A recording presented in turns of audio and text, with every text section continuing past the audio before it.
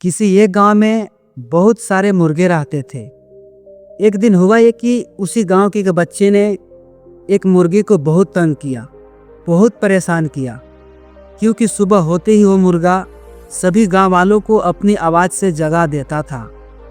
इसलिए वो बच्चा उस मुर्गे को बहुत तंग किया, बहुत परेशान किया।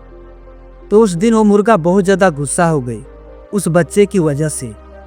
अब मुर्गा सोचने लगा कि कल सुबह से मैं बाग नहीं दूंगा और मैं देखता हूँ कि गांव के लोग कैसे उठते हैं और कैसे अपने अपने कामों पर जाते हैं।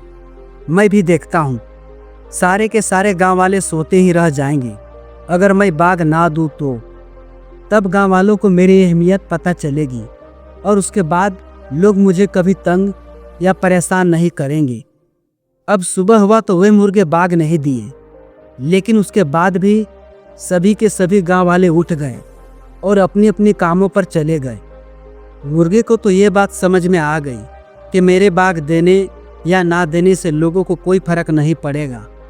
लोगों का जीवन जैसा चल रहा था वैसा ही चलेगा।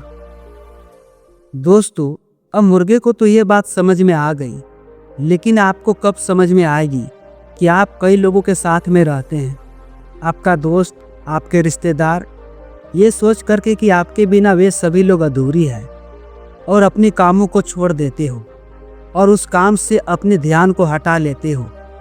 लेकिन आपको नहीं पता कि आप उसके बीच में रहे या ना रहें, उन्हें कोई फर्क नहीं पड़ेगा।